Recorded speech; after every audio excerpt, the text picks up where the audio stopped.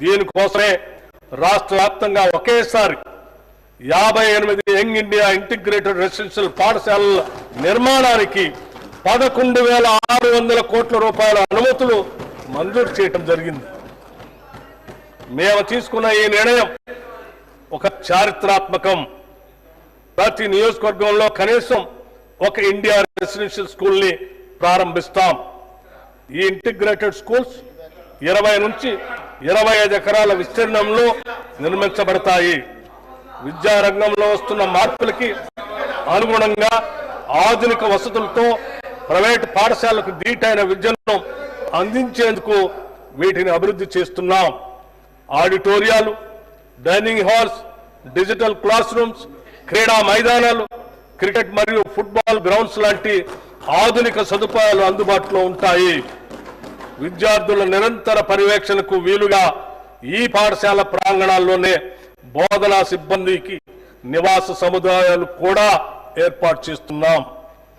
ఈ స్కూళ్లలో పవన మరియు సౌరశక్తిని విరివిగా వినియోగిస్తాం. ఈ స్కూళ్లలోని విద్యార్థులకు వసతి, భోజనం, యూనిఫామ్లు, నోటు మరియు పాఠ్య పుస్తకాలు మరియు ఇతర ఆవశ్యక వస్తువులన్నీ ఉచితంగా అందించబడతాయి. పాఠ్యాంశంతో పాటు వీరికి ఐఐటి, జీ, నీట్ మరియు ఇతర పోటీ పరీక్షలకు సన్నద్ధం చేసేందుకు ప్రత్యేక శిక్షణ ఇవ్వబడుతుంది.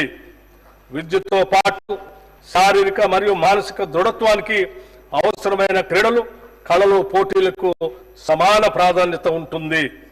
రాష్ట్ర వ్యాప్తంగా పాఠశాలలు ప్రారంభం అయ్యే రోజే విద్యార్థులందరికీ పాఠ్య పుస్తకాలను, యూనిఫామ్లు అందజేస్తున్నాం. ప్రభుత్వ విద్యా సంస్థలన్నింటికీ ఉచిత విద్యుత్ సరఫరాని అందిస్తున్నాం. త్వరలో రాష్ట్రంలోని అన్ని పాఠశాలలకు గ్రీన్ విద్యుత్ని అందిస్తాం. పిల్లల శారీరక, మానసిక ఆరోగ్యానికి సంతులిత పౌష్టిక ఆహార ప్రాధాన్యతను గుర్తించి రాష్ట్రంలోని అన్ని గురుకులాలు, అన్ని సంక్షేమ శాఖలకు చెందిన అనుబంధ హాస్టల్లో మరియు కస్తూర్బా గాంధీ బాలికల పాఠశాలలో డైట్ ఛార్జీలు 40% మరియు కాస్మెటిక్ ఛార్జీలు 200% పెంచాం. ఈ పెంపు వల్ల తెలంగాణ వ్యాప్తంగా 7.66 లక్షల మంది విద్యార్థులకి లబ్ధి చేకూరుతుంది. రాష్ట్ర వ్యాప్తంగా ఉన్న సంక్షేమ వసతి గృహాల్లో చదువుకునే విద్యార్థులందరికీ ఒకే తరహా భోజనం ఇచ్చేందుకు కామన్ డైట్ పథకాన్ని ప్రారంభించాం. ప్రభుత్వ పాఠశాలలో చదివే 10వ తరగతి విద్యార్థులకి సాయంత్రం వేళ స్నాక్స్ కూడా ఇస్తున్నాం. పాఠశాలలో అమలుపరిచే మధ్యాహ్న భోజన పథకం మరియు సంక్షేమ వసతి గృహాల్లో ఆహార పదార్థాలను తయారు చేసి నిల్వ ఉంచే విషయంలో ఒక నిర్దిష్ట వ్యవహార శైలిని పాటించడం ద్వారా విద్యార్థులకు పరిశుద్ధమైన మరియు ఆరోగ్యకరమైన ఆహారాన్ని అందించడం సాధ్యమవుతుంది. దీనికోసం ఒక స్టాండర్డ్ ఆపరేటింగ్ ప్రొసీజర్ SOPని రూపొందించి అమలు చేస్తున్నాం.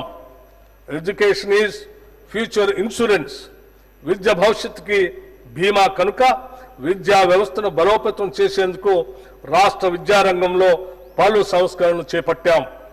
అంతర్జాతీయ ప్రమాణాలతో కూడిన విద్యను అందించే లక్ష్యంతో ఒక సమగ్ర విధాన రూపకల్పనకి తెలంగాణ విద్యా కమిషన్ను ఏర్పాటు చేశాం.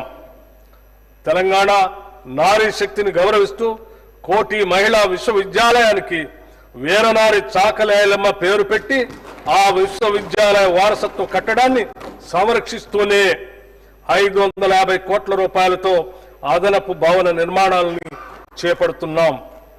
తెలుగు విశ్వవిద్యాలయానికి తెలంగాణ వైతాళికుడు సురవరం ప్రతాప్ రెడ్డి పేరును, ఇండియన్ ఇన్స్టిట్యూట్ ఆఫ్ హ్యాండ్లూమ్ టెక్నాలజీకి శ్రీ కొండా లక్ష్మణ్ బాపూజీ పేరును పెట్టడం జరిగింది. విద్యాశాఖకి ఈ బడ్జెట్లో 23,108 కోట్ల రూపాయలు ప్రతిపాదిస్తున్నాం. No plan for the future development of the country can be deemed to be complete, which does not provide for technical and scientific training. Doctor BR Ambedkar garu సాంకేతిక మరియు శాస్త్రీయ శిక్షణను అందించిన దేశం భవిష్యత్ అభివృద్ధికి సంబంధించిన ఏ ప్రణాళికను పూర్తి చేసినట్లుగా భావించలేము. వీరి మాటల్ని దూరదృష్టితో అర్ధ శతాబ్దానికి పూర్వం చెప్పిన ఈ మాటలు నేటికి మన సమాజానికి వర్తిస్తాయి. అందుకే యువతలో శాస్త్ర సాంకేతిక నైపుణ్యతను పెంపొందించే ఉద్దేశంతో ప్రభుత్వ ప్రైవేటు భాగస్వామ్యంతో యంగ్ ఇండియా స్కిల్ యూనివర్సిటీని స్థాపించాం. బోధనాంశాలకు పారిశ్రామిక అవసరాలకు